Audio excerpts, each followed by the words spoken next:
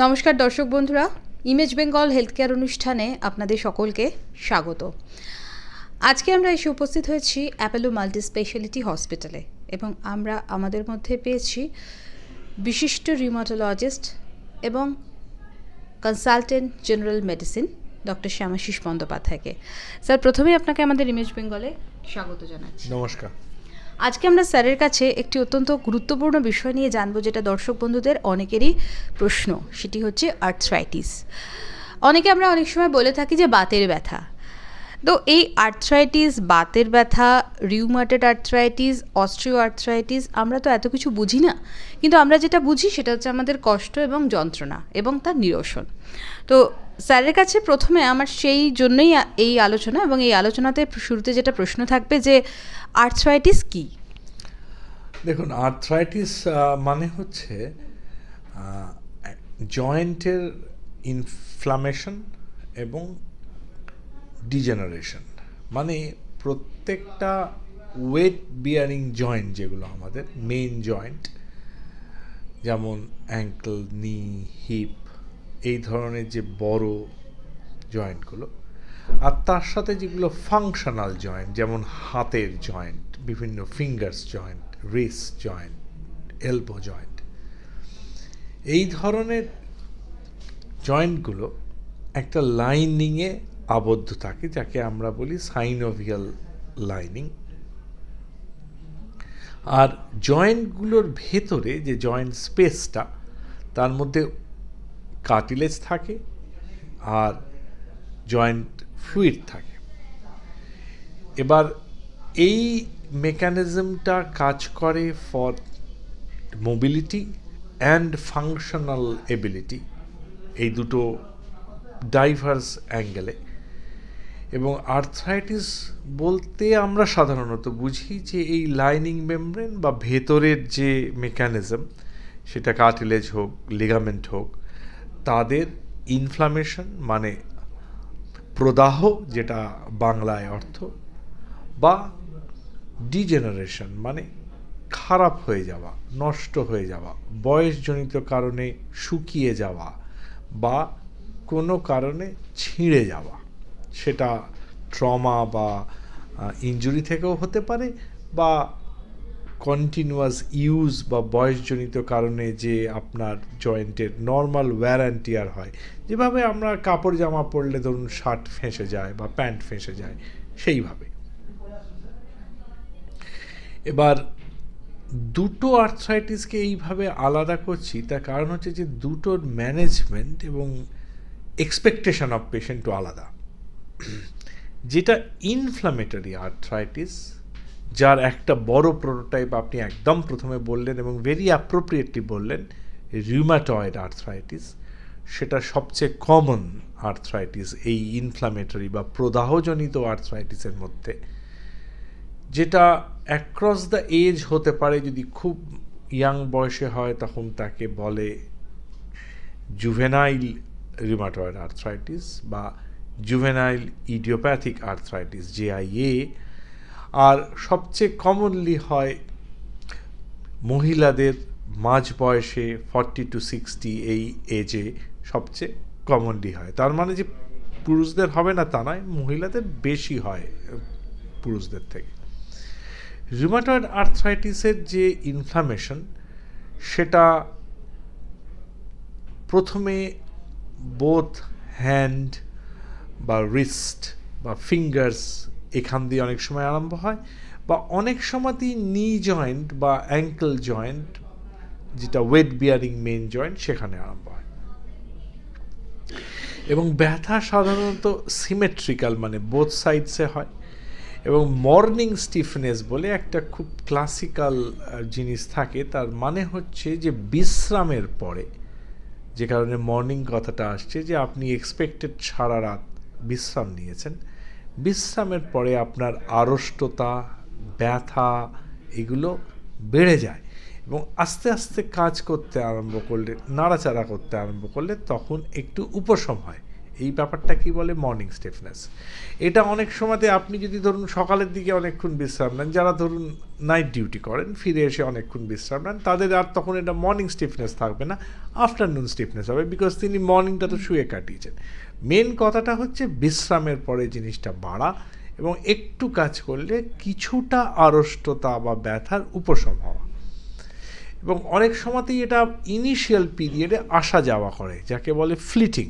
মানে ধরুন ব্যথাটা হলো, 2-3 দিন পরে আপনি একটু কমে গেল, আবার ব্যথাটা হলো, এবং ব্যথাটার সাথে একটা লাল ভাব, মানে যেটাকে ইনফ্লামেশনের যে হলমার্কগুলো, সেটা হচ্ছে কালার চেঞ্জেস, লাল ভাব।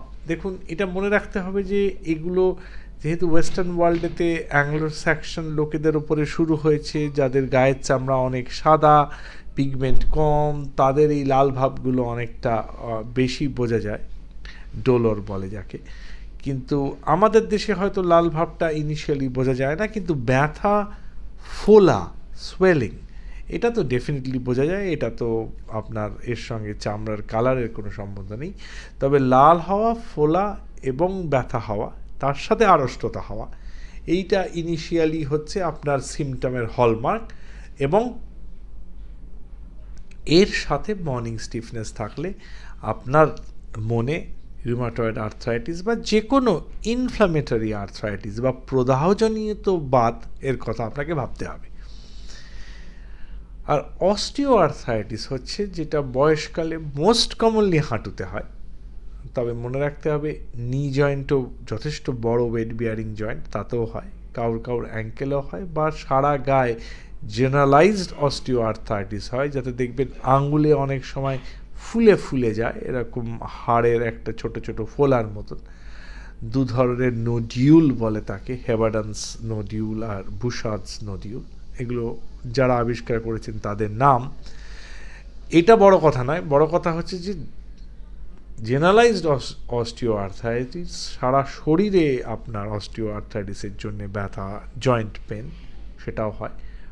মোস্টলি 40-এর পরে হয় বা 50-এর পরে হয়, এবং ওয়েট বিয়ারিং জয়েন্টে হয়, এবং এটা একটা ডিজেনারেটিভ অসুখ। মানে ইউজের জন্যে আস্তে আস্তে কারো বেশি তাড়াতাড়ি ক্ষয়ে যায়, কারো বেশি তাড়াতাড়ি ক্ষয় না। এটা আপনি অনেকটা সাইকেলের চাকার সঙ্গে এটা তুলনা করতে পারেন, যে কোনো সাইকেলের চাকার টায়ার তাড়াতাড়ি ক্ষয়ে যায়, কারোর অনেক দিন সেই সাইকেল চলে, বলা মুশকিল কোন রাবারটা কতদিন চলবে। এটাও অনেকটা তাই। এবং এইটা ট্রিটমেন্ট আর ইনফ্ল্যামেটরি আর্থ্রাইটিসের ট্রিটমেন্ট কিন্তু কিছুটা আলাদা। এটা ট্রিটমেন্টের মধ্যে weight loss, exercise, knee joint হলে কোয়াড্রিসেপস যে মাসেল, থাইয়ের সামনের দিকে যে মাসেলটাকে কোয়াড্রিসেপস মাসেল বলে, সেই মাসেলের স্ট্রেংথ বাড়াবার এক্সারসাইজ, বেশি হাঁটুর ওপরে অত্যাচার না করার অ্যাডভাইস। কেননা অনেক সময়তেই হয় আমাদের একটু আর্থ্রাইটিস হলে আমরা ভাবি বোধহয় 5 কিলোমিটার হাঁটলে খুব ভালো হবে, তো অ্যাকচুয়ালি এই ধরনের ডিজেনারেটিভ আর্থ্রাইটিস যেখানে ক্ষয়ে যাচ্ছে, সেটা যদি আপনি আরও বেশি হাঁটেন তাহলে তো আরও তাড়াতাড়ি ক্ষয়ে যাবে। বরঞ্চ আপনার স্ট্রেংথেনিং এক্সারসাইজ যেটা বলছিলাম, কোয়াড্রিসেপস স্ট্রেংথেনিং এক্সারসাইজ, সেটা মোর এফেক্টিভ অ্যান্ড ইউজফুল। এবং তার সাথে ওয়েট লস এক্সারসাইজ এবং কিছু ওষুধ আছে, সাপ্লিমেন্টাল ওষুধ, যেগুলো অনেক সময়তেই কার্যকারী হয়। আজকাল অনেক রকমের ইনজেকশন বেরিয়েছে যেটা আর্লি অস্টিও আর্থ্রাইটিসে ভালো কাজ করে। তার মধ্যে স্টেম সেল ইনজেকশন একটা আছে, ভারতবর্ষেই পাওয়া যায়, একটু কস্টলি, কিন্তু ওই স্টেম সেল রিপ্লেসমেন্ট ইনজেকশন নি জয়েন্টের মধ্যে দিয়ে দিলে সেই আপনার জয়েন্টের কিছুটা রিকভারি করার বা যেটা ক্ষয়ে গেছে সেটা রিকভারি করার একটা এফেক্ট আছে। আরও কিছু ভিস্কো সাপ্লিমেন্ট আছে। ভিস্কো সাপ্লিমেন্ট মানে আপনাকে যেটা বলছিলাম যে জয়েন্টের ওই সাইনোভিয়ামের মধ্যে একটা ফ্লুইড, সেই ফ্লুইডটা খুব পাতলা নয়, ফ্লুইডটা একটু অনেক সময়তেই ভেতরে জেলির মতো থাকে কনসিস্টেন্সি, সেইটাকে বলে ভিস্কো সাপ্লিমেন্ট। তো সেই ইনজেকশন জয়েন্টের মধ্যে, স্পেশালি নি জয়েন্টের কথা হচ্ছে এখানে, দিলে কিছুদিন ডেফিনেটলি এটাতে কাজ হয়। তবে আবারও মনে রাখতে হবে সবাইকার সমান উপকার হয় না। ওষুধ বা চিকিৎসার একটা ব্যাপার আছে যে ইউনিভার্সালিটি ব্যাপারটা আনপ্রেডিক্টেবল। মানে একই ওষুধ আমার ওপরে আপনি প্রয়োগ করলেন, আমার দুর্দান্ত কাজ হলো, আপনার ওপরে আপনি প্রয়োগ করলেন, আপনার অত ভালো কাজ হলো না, আর আমাদের ফটোগ্রাফার বন্ধুর ওপরে আপনি প্রয়োগ করলেন, তার একদমই কাজ হলো না। এবার এই ব্যাপারটা কিন্তু শরীরের কনস্টিটিউশন এবং অন্যান্য অনেক ফ্যাক্টরের ওপরে ডিপেন্ড করে। এর ইউনিভার্সালিটি সেই জন্যে হয় না, এবং অনেক সময়তেই পেশেন্টদের এই জন্যে একটা মনক্ষুণ্ণতা হয় যে আমি এত পয়সা দিয়ে ট্রিটমেন্ট করলাম কিন্তু আমার তো সেরকম লাভ হলো না। সেখানে সবসময়তেই পেশেন্টদের এটা বলা দরকার, সব ডাক্তারবাবুরই, আমাদেরও বলা দরকার যে ওষুধের অ্যাকশানের ইউনিভার্সালিটি কিন্তু কম। সবাইকার সব ওষুধ সমানভাবে কাজ করবে না, বেশিরভাগ লোকেরই কাজ করবে। সব ট্রিটমেন্টেরই একটা ফেলিওর রেট আছে, সেই ফেলিওর রেটটা বিশ্ব স্বীকৃত। মানে আপনি ভাববেন না যে শুধু ভারতবর্ষে বা কলকাতায় ফেলিওর রেট আছে, অন্য কোথাও নেই, তা নয়। বিশ্ব স্বীকৃত যে সব চিকিৎসার সব কিছুরই একটা ফেলিওর রেট আছে, তেমনি এই ধরনের চিকিৎসারও ফেলিওর রেট আছে। সেটা মাথায় নিয়েই এই চিকিৎসাতে পা দেওয়া উচিত। আর যদি ইনফ্লামেটরি আর্থ্রাইটিস হয়, তার এখন প্রচুর চিকিৎসা বেরিয়েছে এবং বার হচ্ছেও, এবং খুব এফেক্টিভ ট্রিটমেন্ট বার হয়েছে। কিছু কিছু ট্রিটমেন্ট এক্সপেন্সিভ, তবে আজকাল ভারতবর্ষে বায়োসিমিলার মলিকিউল অনেক বেশি তৈরি হচ্ছে, যেগুলো আপনি খুব লুজ ভাষাতে কপি মলিকিউল বলতে পারেন। যে একটা জায়গাতে একটা প্যারেন্ট মলিকিউল তৈরি হয়েছিল, সেইটা স্ট্রাকচার দেখে আমরা তার একটা কপি মলিকিউল তৈরি করছি, যেটা অনেক সস্তা। মনে রাখতে হবে ভারতবর্ষে বেশিরভাগ চিকিৎসা ইন্স্যুরেন্স থাকা সত্ত্বেও, বলছি, আর্থ্রাইটিসের চিকিৎসা অনেক ইন্স্যুরেন্স কোম্পানি দিতে চান না। সরকার এই ব্যাপারে নিশ্চয়ই ওয়াকিবহল এবং সরকার নিশ্চয়ই কাজ করছেন বলে আমার মনে হয়। তবে আমার এই দীর্ঘ এত বছরের ট্রিটমেন্ট করার যে অভিজ্ঞতা থেকে বলছি, মেডিক্লেম বা এই ধরনের যারা ইন্স্যুরেন্স, হেলথ ইন্স্যুরেন্স কোম্পানি, তারা অনেকেই আর্থ্রাইটিসের চিকিৎসার ট্রিটমেন্ট দিতে চান না। তখন মানুষকে তার পকেটের পয়সা থেকে ট্রিটমেন্ট করতে হয়। এখানে কস্ট ব্যাপারটা ভেরি ইম্পর্ট্যান্ট। আপনারা হয়তো ভাবতে পারেন যে বড় লোক যারা, তাদের এটা ম্যাটার করে না। আমার এক্সপিরিয়েন্স তা বলে না। আমার এক্সপিরিয়েন্স বলে যে আর্থ্রাইটিস যেহেতু একটা সুগার, প্রেশার, থাইরয়েড এরকম একটা দীর্ঘকালীন চিকিৎসা করার অসুখ, সেহেতু এখানে একটা কস্ট কনসিয়াসনেস থাকাটা পেশেন্ট এবং ডাক্তার এবং বাড়ির লোক সবাইকার জন্যই প্রয়োজন। সুতরাং কস্ট যেখানে কম হয়, এই বায়োসিমিলার ওষুধগুলোতে প্যারেন্ট মলিকিউলের থেকে অনেক কস্ট কম হয়। সুতরাং সেই ওষুধগুলোর কথা ডেফিনেটলি ভাবা উচিত। তবে অনেকের আবার আছে যে বায়োসিমিলার মলিকিউল ভালো কাজ করে না, প্যারেন্ট মলিকিউল বা অন্য ধরনের মলিকিউল ভালো কাজ করে, সেটা ইন্ডিভিজুয়াল, সেটা দিয়ে কোনো লজিক্যাল কনক্লুশন টানাটা সম্ভব নয়। মানুষের চিকিৎসা, স্পেশালি আর্থ্রাইটিসের চিকিৎসাতে ব্যায়াম করা, ফিট রাখা নিজেকে, এক্সারসাইজ করা, ডাক্তারবাবু এবং ফিজিওথেরাপিস্টের পরামর্শ নিয়ে, সেটা কিন্তু ভেরি ইম্পর্ট্যান্ট। অনেকেই মনে করেন যে আমি তো প্রাণায়াম করি, সুতরাং আমার সমস্ত ব্যায়াম করা হয়ে গেছে। তা নয়। প্রাণায়াম একটা নিঃশ্বাসের ব্যায়াম, তার সাথে কিন্তু এরোবিক অন্যান্য যে ধরনের ব্যায়াম আছে তার ডিরেক্ট লিঙ্কেজটা কম, এবং স্পেসিফিক মাসল টোন বাড়াবার যে এক্সারসাইজ, সেটাও কিন্তু প্রাণায়াম দিয়ে হচ্ছে না। মানে আমি এরকম আমার অভিজ্ঞতাতে বলে যে অনেক পেশেন্টই বলেন, না ডাক্তারবাবু আমি তো প্রাণায়াম করছি, সুতরাং আর কিছু করার দরকার নেই বলে আমার ধারণা।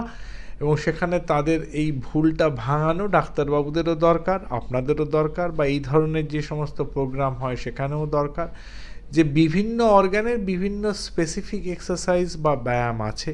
ফিজিওথেরাপিস্টরা সেইটা আপনাকে হেল্প করতে পারেন, ডাক্তারবাবুরাও অনেকটা গাইডেন্স দিতে পারেন, তবে এনারা হেল্প করবেন। ব্যায়ামটা পেশেন্টকে করতে হবে, ডাক্তারবাবু ব্যায়াম করে দিয়ে আসতে পারবেন না, ফিজিওথেরাপিস্টও ব্যায়াম করে দিয়ে আসতে পারবেন না। আমি সবসময়তেই মাস্টার মশাই এবং ছাত্রের অঙ্ক করার এক্সাম্পল পেশেন্টদেরও দিই, আপনাদেরও দিচ্ছি। যত মাস্টার মশাই রাখুন, নিজে অঙ্ক না করলে অঙ্ক শেখা যায় না।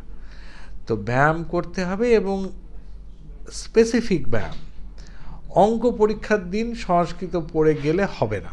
সুতরাং আপনার যদি হাঁটুর ব্যথা হয় আর আপনি যদি শোল্ডারের এক্সারসাইজ খুব মন দিয়ে করেন, তাহলে কোনো লাভ নেই। সো স্পেসিফিক ন্যায্য যে ব্যায়াম সেটা জানতে হবে এবং সেইটা মন দিয়ে করতে হবে। ওষুধ খাচ্ছি বলে ব্যায়াম করব না, এটা অনেকেরই টেন্ডেন্সি থাকে। আর সত্যি কথা বলতে কি, ব্যায়াম করাটা খুব যে সাধারণ সহজ ব্যাপার তা নয়। আমি মনে করি ব্যায়াম করা যথেষ্ট কঠিন ব্যাপার, এবং যথেষ্ট নিজের ওপরে দখল থাকতে হবে যে কন্টিনিউয়াস ব্যায়াম করে যেতে হবে আমাকে ওই পার্টিকুলার অসুখটার জন্যে। আমার পার্সোনালি নিজের যখন যা অসুখ করেছে তার থেকে আমার এই অভিজ্ঞতা হয়েছে যে ব্যায়াম করা খুব শক্ত। সুতরাং আপনাদের হাত জোর করে অনুরোধ করছি যে আপনারা নিজের মধ্যে ওই চেষ্টাটা আনুন যাতে ভালো করে ব্যায়ামটা করতে পারেন। শুধু ওষুধ নয়, ব্যায়াম ইজ ভেরি ইম্পর্টেন্ট। আর তার সাথে লাস্ট কথা, যত দামি চিকিৎসা নিন, বায়োলজিক চিকিৎসা নিন, স্মল মলিকিউল নিন, অন্যান্য সমস্ত ইমিউনোসাপ্রেসেন্ট ওষুধ খান, ভিস্কো সাপ্লিমেন্ট নিন, কিন্তু স্মোকিং আর ড্রিঙ্কিং দুটোই সায়েন্টিফিক্যালি, এটা আমি স্মোকিং ড্রিঙ্কিং বন্ধ করুন এই রকম লুজলি বলছি না, সায়েন্টিফিক্যালি কিন্তু এরা অসুখের কার্যকারিতা হ্রাস করে, কমায়। সুতরাং যে খরচাটা করছেন ওষুধের পেছনে, যদি স্মোকিং ড্রিঙ্কিং কন্টিনিউ করেন তাহলে তার কার্যকারিতা কম হচ্ছে। সুতরাং ওটা বন্ধ করতে হবে। প্লাস আর্থ্রাইটিস ইটসেলফ বাড়ায়। আর কিছু কিছু আর্থ্রাইটিসের কমপ্লিকেশন, যেটা লাংস সবচেয়ে কমনলি ইনভলভড হয়, যেমন রিউমাটয়েড আর্থ্রাইটিসে ইন্টারস্টিশিয়াল লাং ডিজিজ বলে একটা কন্ডিশন হয়। রিগার্ডলেস আপনি কতটা ট্রিটমেন্ট করছেন বা না করছেন, তার বাইরে গিয়ে বলছি, সেখানে কিন্তু স্মোকিং ড্রিঙ্কিং আপনার ওই ধরনের কমপ্লিকেশন বাড়িয়ে দেবে। সুতরাং নিজেদের হ্যাবিট বলুন বা নিজেদের লাইফস্টাইল বলুন, এগুলোও কিন্তু চিকিৎসার অঙ্গ হিসাবে দেখতে হবে। ওটা করলে হয় এইভাবে দেখলে হবে না। ওষুধ, ব্যায়াম এবং লাইফস্টাইল তিনটে একসাথে করতে পারলেই আমরা এই চিকিৎসাতে জয়ী হব, এটাই আমার আশা। এই যে অস্ট্রিও আর্থ্রাইটিস এবং রিউমাটয়েড আর্থ্রাইটিস, এই দুটো অসুখের ক্ষেত্রে রোগ নির্ধারণ করার জন্য আপনারা কি কি পরীক্ষা করে থাকেন? প্রথম কথা হচ্ছে যে ইতিহাসটা ভালো করে নেওয়া। মনে রাখতে হবে যে ডাক্তারবাবুরা যে প্রশ্নগুলো করেন সেগুলো হয়তো আপাত দৃষ্টিতে খুব সাধারণ বলে মনে হয়, কিন্তু সেই প্রশ্নগুলোর থেকেই ইতিহাসটা আসে, এবং ইতিহাস বা হিস্ট্রি টেকিংয়ের ওপরে কিন্তু ডায়াগনোসিসটা অনেকাংশে দাঁড়িয়ে আছে। যেমন ধরুন আপনাকে মর্নিং স্টিফনেসের কথা বললাম, যেমন ধরুন আপনাকে সিমেট্রিক্যাল ইনভলভমেন্টের কথা বললাম, যেমন আপনাকে স্মল জয়েন্ট অ্যাফেকশনের কথা বললাম। এরকম হিস্ট্রি, ধরুন কারোর সোরিয়াসিস বা চামড়ার একটা অসুখ থাকে, সেখান থেকে আর্থ্রাইটিস হয়। সুতরাং আপনি যদি হিস্ট্রিটা না নেন সোরিয়াসিস আছে তাহলে তো আপনি কোনোদিনই তার ডায়াগনোসিস পাবেন না। কারোর পেট খারাপ বা inflammatory bowel disease, Crohn's disease, ulcerative colitis, এই ধরনের অসুখের থেকে আর্থ্রাইটিস হয়, তাকে বলে আইবিডি অ্যাসোসিয়েটেড আর্থ্রাইটিস।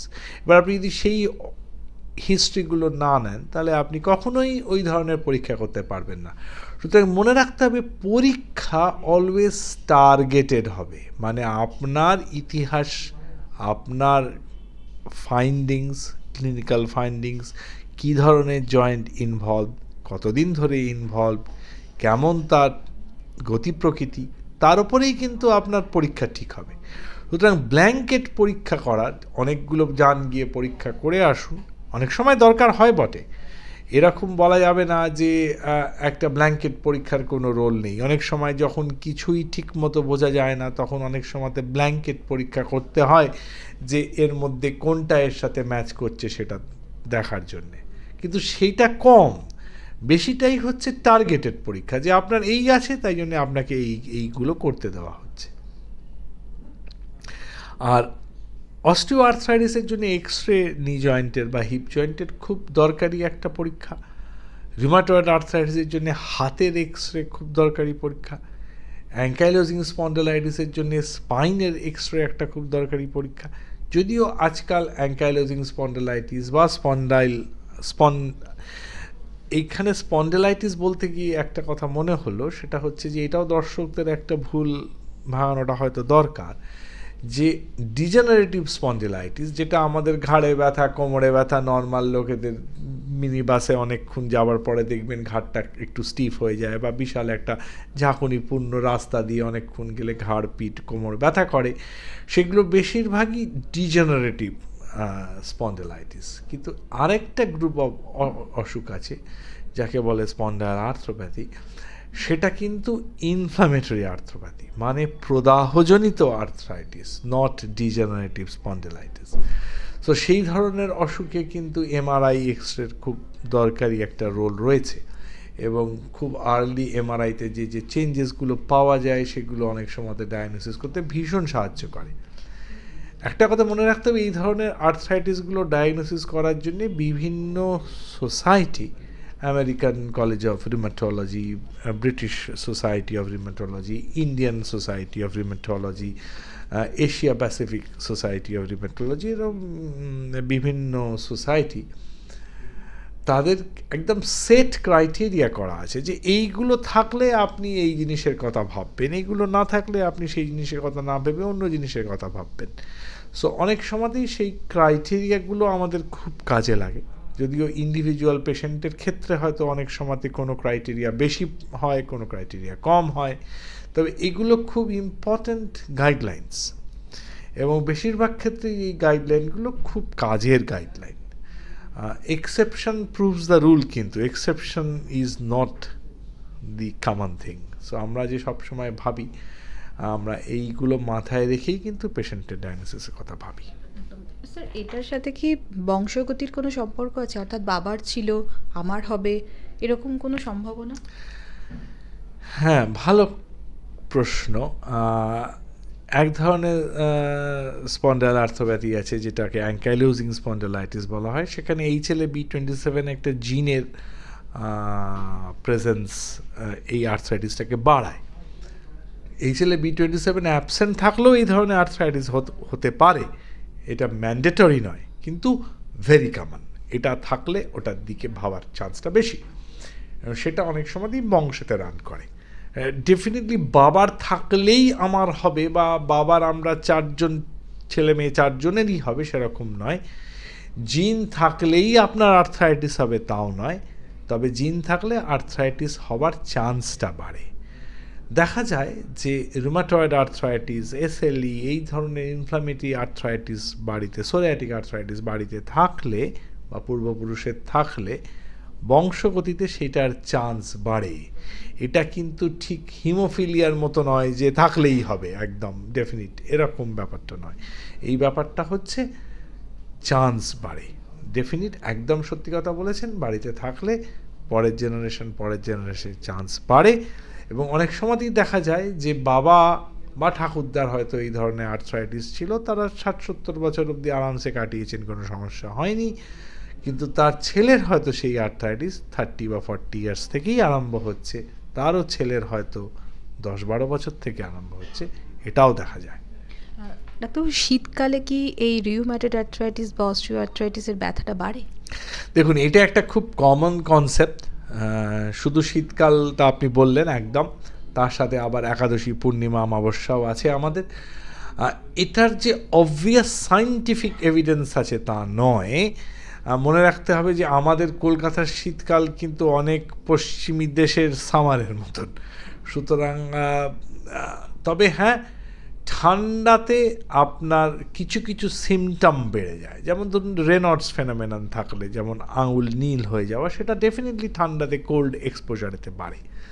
সো কিছু কিছু সিমটম শীতকালে বাড়ে, এটা সত্যি কথা। তবে ওভারঅল শীত পড়লেই আপনার আর্থ্রাইটিস খুব বেড়ে যাবে, এরকম ডিরেক্ট কজাল রিলেশনশিপ এস্টাবলিশড নয়। অস্ট্রিও আর্থ্রাইটিসের সঙ্গে আপনি বলেছেন ওজনের একটা সম্পর্ক আছে, রিউমাটয়েড আর্থ্রাইটিসের সাথে কি আছে? রিউমাটয়েড আর্থ্রাইটিস থাকলে আপনার অস্টিও আর্থ্রাইটিস হওয়ার চান্সটা বেড়ে যায় অফ নি জয়েন্ট। মানে আপনার যদি ইনফ্লামেশন হয় বা প্রদাহ হয়, আপনি যদি ভাবেন একটু ঠান্ডা মাথায় যে আপনার নি জয়েন্টের মধ্যে যে লাইনিং আছে, যে ফ্লুইড আছে, যে কার্টিলেজ আছে, তার মধ্যে একটা প্রদাহ মানে জ্বলন সবসময় হচ্ছে, তাহলে সেই ভেতরটা তো নষ্ট হচ্ছে।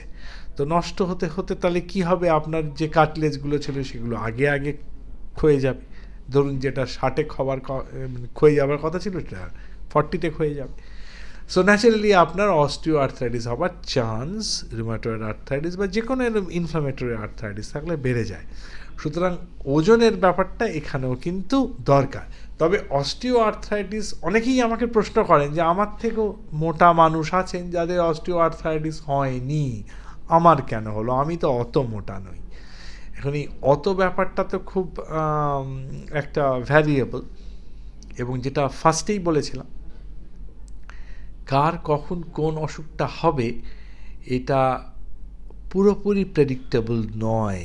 মানে আপনি একটা স্ট্যাটিস্টিক্স যদি দেখেন এই ধরনের অসুখে, আপনি দেখবেন যে মোটা মানুষদের অস্টিও আর্থ্রাইটিস বেশি হচ্ছে।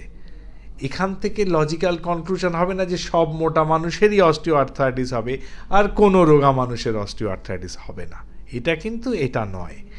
এটা হচ্ছে মোটা মানুষদের একটু বেশি দেখা যাচ্ছে, সুতরাং ওজন কমালে আপনার লাভ আছে। এটা কি পুরোটাই কন্ট্রোলেবল না কিউরেবল হয় কখনো? দেখুন, এটা কন্ট্রোলেবল। কিওর কথাটা সাধারণত ইনফেকশন এই জাতীয় অসুখের ক্ষেত্রেই আমরা ইউজ করি, যে আপনার ম্যালেরিয়া হলো, আপনার ওষুধ খেলেন, ভালো হয়ে গেলেন, কিওর হয়ে গেল, আর ম্যালেরিয়া হবে না যতক্ষণ না আবার নতুন মশা কামড়াবে। কিন্তু এই ধরনের ডিজেনারেটিভ কন্ডিশন বা এই ধরনের আর্থ্রাইটিস, যে ধরনের অসুখগুলো নিয়ে আমরা কথা বলছি, সেগুলো কিন্তু ওই সেন্সে কিউরেবল নয়, কন্ট্রোলেবল। এবং আপনার এম হচ্ছে নর্মাল লাইফ লিড করা, আপনার এম হচ্ছে নিজের ফাংশন কমপ্লিট করা। একটা ছোট্ট এক্সাম্পল দিলে পরিষ্কার হবে। এই যে ধরুন আমার চোখে একটা চশমা রয়েছে, আপনার নেই। এই চশমাটা পরে আমার চোখটা ভালো হয়ে যায়নি, কিন্তু এই চশমাটা পরে আপনাকে আমি দেখতে পাচ্ছি। সো চোখের ফাংশন হচ্ছে দেখা, চশমা আমাকে সেই দেখার ফাংশনটা কমপ্লিট করে দিচ্ছে, চোখটা সারিয়ে দিচ্ছে না। কিন্তু এই অসুখগুলো সেই রকম, আপনার ফাংশন কমপ্লিট করাবে, আপনার যে কাজ আপনি করতে পারবেন, এটাই আপনার লক্ষ্য, এটাই আপনার অ্যাচিভমেন্ট, এটাই আপনার প্রাপ্তি, এইটা মাথায় রাখতে হবে। স্যার, লাস্টলি যেটা বলার, যে অস্ট্রিও আর্থ্রাইটিসের ক্ষেত্রে আপনি অত্যাধুনিক কিছু মেডিকেল ট্রিটমেন্টের কথা বলেছেন, কিন্তু অনেক সময় আমরা দেখি যে সার্জারির প্রয়োজন হয়ে থাকে, তো সেটা কি খুব অন্তিম পর্যায়ে গেলে? দেখুন, যে কোনো সার্জিক্যাল প্রসিজার আপনি তখনই করবেন যখন আপনার কাছে অপশানগুলো খুব কমে যাচ্ছে, অথবা আপনি এমন একটা কিছু করতে চাইছেন যেখানে ওই সার্জিক্যাল প্রসিজারটা আপনাকে হেল্প করছে। এবার যে কোনো মানুষই চান যে যতদিন ভগবানের দেওয়া হিপটা বা নিটা আমি চালাতে পারি ততদিন চালাবো, এবং সেটা যে কোনো ডাক্তারও চান। কেননা উইথ অল রেসপেক্ট টু আমাদের অর্থোপেডিক কালিগ, ভগবানের দেওয়া জয়েন্ট কিন্তু এখনো পুরোপুরি কপিয়েবল নয়। মানে আপনাকে আমি আপনার ভগবানের দেওয়া নি জয়েন্টটা পাল্টে যে আর্টিফিশিয়াল নিটা দেব, সেটা 80% ম্যাচ করবে, কিন্তু 20% তো ম্যাচ করবে না, সেখানে তো আপনার একটা ল্যাক থাকবে। আবার উল্টো দিকে দেখতে হবে যে আপনি হাঁটতেই পারলেন না, হোল সময়টা বিছানায় শুয়ে কাটিয়ে দিলেন বিকজ আপনি মাটিতে পা দিতে পারছেন না, তাহলে আপনার ফাংশনাল এবিলিটিটা পুরো শেষ হয়ে গেল, আপনার লাইফটাই বরবাদ হয়ে গেল। সুতরাং এটা একটা ব্যালেন্স বিটুইন আপনার কখন ফাংশনাল এবিলিটিটা এতটাই কম্প্রোমাইজ হয়ে যাচ্ছে যেখানে আপনার লাইফ হ্যাম্পার হচ্ছে, ভিসাভি আপনি কতদিন ভগবানের দেওয়া জয়েন্টটাকে দিয়ে কাজ করে নিতে পারছেন। এই ফাইন ব্যালেন্সটাই অর্থোপেডিক সার্জনরা নেন। এবং আপনি দেখবেন যে অনেকেই মানে অনেক আমার রুগীদের সঙ্গে আমার কন্ট্যাক্ট হয়েছে জীবনে, যারা অর্থোপেডিক সার্জনকে গিয়ে বলেছেন আমার হাঁটু পাল্টে দিন ডাক্তারবাবু, অর্থোপেডিক সার্জন বলছেন না না না আপনি আরও কদিন পরে আসুন, আপনার এখনও জয়েন্ট পাল্টাবার টাইম হয়নি। তো এই টাইম হওয়াটা হচ্ছে is a functional ability balance, life balance, এবং কতদিন আপনি জয়েন্টটা নিয়ে কাজ করতে পারছেন। প্রিভেনশন কিছু বলবেন? এক্সারসাইজ, ওয়েট, এই দুটোই প্রিভেনশন।